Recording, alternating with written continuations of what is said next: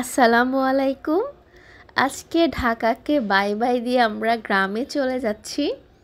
তো আপুসোনাদের গাড়িতে যাচ্ছি। মিরপুর 10 থেকে বের হয়েছি। এরপর শেওড়াপাড়া কাজীপাড়া পার হয়ে দেন বিজয় সরণি হয়ে আমরা হানিফ ফ্লাইওভার দিয়ে যাব। হানিফ ফ্লাইওভারটি বাংলাদেশের একটি দীর্ঘতম ফ্লাইওভার, আর এটি শুরু হয়েছে চানখারপুল থেকে যাত্রাবাড়ি পর্যন্ত। ঢাকার খুব ব্যস্ততম এলাকা হচ্ছে গুলিস্তান এবং যাত্রাবাড়ি। তো এই দুইটা জায়গার যানজটকে এড়াতেই হানিফ ফ্লাইওভার তৈরি করা হয়েছে।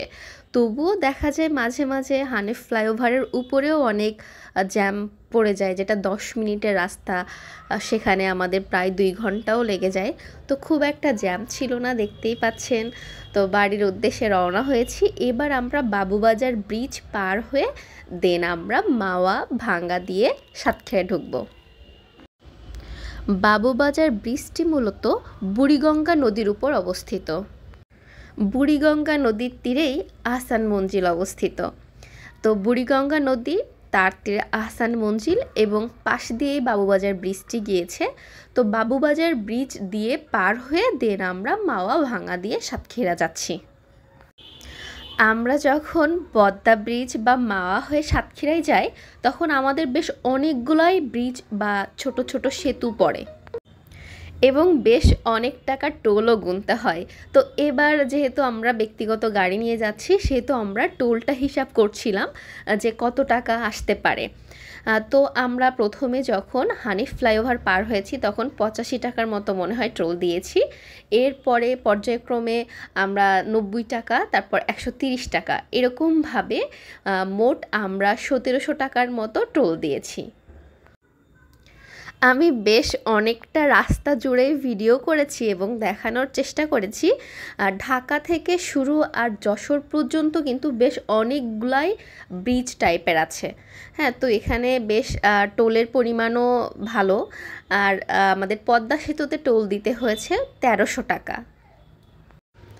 এখানে হচ্ছে টোল দেওয়ার সময় আমরা দেখলাম লেখা ছিল জাতির পিতা হজরত ইব্রাহিম আলাইসাল্লাম এক্সপ্রেসওয়ে। এটা কিন্তু এখান থেকে কয়েক মাস আগেও এ নামে ছিল না, ছিল বঙ্গবন্ধু, জাতির পিতা বঙ্গবন্ধু এক্সপ্রেসওয়ে, এরকম একটা টাইপের লেখা ছিল। তো রিসেন্ট এটা চেঞ্জ হয়েছে। বেশ অনেক জায়গাতে আমরা এরকম দেখব যেখানে জাতির পিতা বা জাতির জনক বঙ্গবন্ধু শেখ মুজিবুর রহমান ছিল, সেখানে কিন্তু প্রায় সব জায়গায় জাতির পিতা হজরত ইব্রাহিম আলাইসাল্লাম এক্সপ্রেসওয়ে বা এরকম কিছু লেখা। রাস্তার পাশ দিয়ে কিন্তু আমরা ট্রেন লাইনও দেখতে পাচ্ছি, রেল লাইন, যেটা ট্রেনের ব্যবস্থা করা হয়েছে। এখনও এটা উদ্বোধন হয়নি, তবে খুব শীঘ্রই উদ্বোধন হবে এবং আমরা খুব সহজেই যশোর থেকে মাওয়া হয়ে ট্রেনে ঢাকাতে আসতে পারবো। আগামী 2 ডিসেম্বর পদ্মা সেতু হয়ে ঢাকা বেনাপোল যে সেকশন আছে, আনুষ্ঠানিকভাবে ট্রেন চলাচল শুরু হতে পারে আমি যতদূর জেনেছি। তখন ঢাকা থেকে বেনাপোল যাতায়াত টাইম হতে পারে 3 ঘন্টার মতো। 3 ঘন্টায় আমরা ঢাকা থেকে বেনাপোল পৌঁছাতে পারি, আবার বেনাপোল থেকে 3 ঘন্টা হয়তো আমরা ঢাকাতে পৌঁছাতে পারি, এরকমই বোঝা যাচ্ছে। তো ট্রেন চললে বুঝতে পারবো যে আসলে কতটা সময় লাগছে। তো আমাদের টোটাল জার্নিতে সময় লেগেছিল 4 ঘন্টা 20 মিনিট।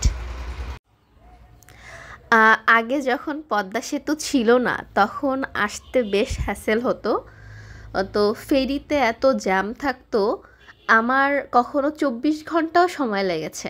হ্যাঁ, আমার কলারওয়ার বাড়ি থেকে আমাকে ঢাকায় পৌঁছাতে বা আমার ঢাকার বাসা পর্যন্ত পৌঁছাতে আমার কখনো 24 ঘন্টা প্লাসও সময় লেগেছে। তবে 8 ঘন্টার নিচে কখনো পৌঁছানো সম্ভব হয়নি। আমি যতদূর দেখেছি 8-9 ঘন্টা তো লেগেই যায়, যেহেতু ঢাকাতে আমাকে শ্যামলী বা টেকনিক্যাল নামালে ওখান থেকে আবার আমার বাড়ি পৌঁছাতে কখনো 1.5-2 ঘন্টার মতো সময় লাগতো। তো সব মিলিয়ে একটা হিউজ টাইম লাগতো। তো আমরা পদ্মা সেতুর কাছাকাছি চলে এসেছি। পদ্মা সেতুর টোল প্লাজা থেকে আমরা টোল দিলাম, দেন 1300 টাকা টোল নিয়েছে, 200 টাকা ব্যাক করেছে। দেন আমরা পদ্মা সেতুতে উঠছি, আর পদ্মা সেতুর পুরো ভিউটা আমি দেখানোর চেষ্টা করছি। আর নতুন নতুন যখন পদ্মা সেতু নির্মাণ হয়েছিল তখন প্রচুর জ্যাম থাকতো, ইভেন ঈদের সময়ও জ্যাম হয়। এখন বেশ খালি এবং আমরা একটু সকাল সকাল বের হয়েছি, শুক্রবার ছিল এজন্য বেশ খালি ছিল। কিন্তু ঈদের সময় বা যখন একটু বেশি বিজি টাইম তখন আবার সেতুর উপরেও অনেক জ্যাম হয়ে যায়। সম্পূর্ণ নিজস্ব অর্থায়নে তৈরি বাংলাদেশের সবচেয়ে বড় স্থাপনা পদ্মা সেতু। পদ্মা সেতুর দৈর্ঘ্য 6.15 কিলোমিটার। একই সঙ্গে ট্রেন এবং গাড়ি চলাচলের ব্যবস্থাও রয়েছে এই সেতুতে। আর এই সেতু নির্মাণে ব্যয় হয়েছে 30,193 কোটি টাকা। মোট পিলার রয়েছে 42টি, ভূমিকম্পন সহনশীল 9 মাত্রা। আমাদের প্রস্তাবিত দ্বিতীয় পদ্মা সেতুটি হচ্ছে পাটুরিয়া গোয়ালন্দ পয়েন্টে। তো এটাও আমাদের জন্য খুবই গুরুত্বপূর্ণ একটা সেতু। তো এটার সংযোগ হচ্ছে পাটুরিয়া, মানিকগঞ্জ আর গোয়ালন্দ রাজবাড়ী জেলাকে। আমার মনে আছে যখন পদ্মা সেতু হয়নি, কাজ চলছে, তখন আমি একদিন স্পিড বোর্ডে করে পদ্মা পাড়ি দিয়েছিলাম। তো তখন বোঝা গিয়েছিল আসলে পদ্মার গভীরতা কত, আর কি পরিমাণ স্রোত, আর কত বড় একটা নদী। তো ব্রিজের উপর থেকে অতটা বোঝা যায় না, কিন্তু যারা স্পিড বোর্ড দিয়ে বা ওই ফেরির মাধ্যমে যারা পদ্মা পার হয়েছেন তারা উপলব্ধি করতে পারেন যে পদ্মার ভয়াল রূপ কত কঠিন। ভাঙা হয়ে যখন বাড়িতে যাই তখন অনেক অবাক হই যে ভাঙার রাস্তা দেখলে মনে হবে যে আমার দেশের রাস্তা না, এত সুন্দর। নামটা ভাঙা কিন্তু রাস্তাটা খুবই সুন্দর, খুবই সুন্দর রাস্তা মাশাআল্লাহ। আর এখন বাড়িতে যেতে গেলে খুবই ভালো লাগে, কারণ দুপাশের রাস্তা এত চমৎকার হয়েছে আর এত কম সময়ের মধ্যে বাড়িতে পৌঁছানো যায়। ইদানিং আমি অনেক বেশি আসা যাওয়া করি, মানে এরকম যে সকালে আমি বের হলে, যদি আমি সকাল 8টায়ও বের হই, আমার হয়তো 5 ঘন্টা 6 ঘন্টার মতো লাগে। তো পৌঁছানোর পরে আমি 1 সপ্তাহ থেকে আমার কাজ কমপ্লিট করে আমি আবার চলে আসি। খুব একটা কষ্টও হয় না, যেহেতু রাস্তা অনেক ভালো, আসা যাওয়া খুব কমফোর্ট হয়েছে। আর রাস্তার দুপাশে প্রচুর গাছ, গাছগুলা দেখতে অনেক ভালো লাগে। এরপর আরও ছোট ছোট কিছু ব্রিজ বা সেতু টাইপের আছে, যেগুলা টোল দিতে দিতে আমরা যশোরের দিকে রওনা হচ্ছি। তো আমাদের 90 টাকা করে খরচ হয়েছিল, আর হয়েছিল 1300 টাকা পদ্মাতে, আর হয়েছিল 85 টাকা হানিফে। টোটাল এরকম করে 6-7টা জায়গায় টোল দিয়েছি, 1700 টাকার মতো খরচ হয়েছে। এরপর আমরা আরও একটি সুন্দর সেতু পার হব। কোন সেতুর নাম বলুন তো? সেটা হচ্ছে বাংলাদেশের প্রথম 6 লেনের খুবই দৃষ্টিনন্দন সুন্দর সেতু, কালনা মধুমতি সেতু। তো কালনা সেতু হওয়াতে আমাদের দূরত্ব আরও কমে গিয়েছে এবং যাতায়াত ব্যবস্থা আরও সহজ হয়েছে।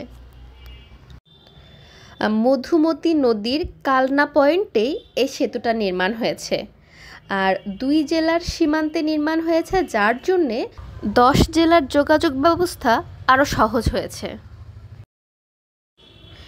এই সেতুটি নির্মাণ করতে খরচ হয়েছে 959,85,00,000 টাকার মতো। এখন আমরা উঠব সেই প্রতীক্ষিত খুবই সুন্দর দৃষ্টিনন্দন ব্রিজ, কালনা ব্রিজ। এটা মূলত মধুমতি সেতু। এই ব্রিজটার নাম হচ্ছে মধুমতি সেতু, কিন্তু কালনা সেতু নামেই সবাই জানে, বা আমি নিজেও বহুবার শুনেছি। তো সেই ব্রিজটা চমৎকার দেখতে। এই সেতুটি নড়াইলের মধ্যে পড়েছে, নড়াইলের লোহাগড়া উপজেলায় কালনা ঘাটটা, সেখানে আর কি কালনা সেতুটি নির্মাণ হয়েছে। এরপর যেতে যেতে আমরা অনেকটাই কলারোয়ার কাছাকাছি পৌঁছে গিয়েছে। অলরেডি আমি এখন সাতক্ষীরার মধ্যে, খুব সম্ভবত কাজিরহাটের রাস্তা এটি। কাজিরহাট, ব্রোজাবাক্সা আর তারপর হেলাতলা, এগুলা পার হয়ে দেন যাচ্ছি। এপাশ দিয়ে যখন আমরা যাব তখন এগুলা পড়বে। তো বাড়ির প্রায় কাছাকাছি চলে এসেছি। এটা হচ্ছে আমাদের সাতক্ষীরার মধ্যে পড়েছে। কাজিরহাট বাজার পার হচ্ছি, দেন আমরা যাচ্ছি। তো বাড়ির রাস্তায় চলে এসেছি, মনটা অনেক ভালো হয়ে গিয়েছে। কিছুক্ষণের মধ্যেই বাড়ি পৌঁছে যাব। বের হয়েছি যে আম্মুকে বলিনি, সারপ্রাইজ দিব, দেখলেই অবাক হয়ে যাবে। আমি সবসময় সারপ্রাইজ দিতে পছন্দ করি সবাইকে। হ্যাঁ, সবাইকে বেশ অবাক করতে আমার খুব ভালো লাগে। মানে একজন অবাক হবে, তার চোখ মুখ বা তার ওই অবাক দৃষ্টিটাই ভাল লাগে। আর আম্মুকে অবাক করতে পারলে তারও বেশি ভালো লাগে। আম্মু জানে যে আমি আসবো, কিন্তু এখনই আসবো বা পৌঁছে যাওয়ার মতো হয়েছি এটা জানে না। তো আম্মুকে এখন আমি সারপ্রাইজ দিব। কে বাই, আল্লাহ হাফেজ, আসসালামু আলাইকুম।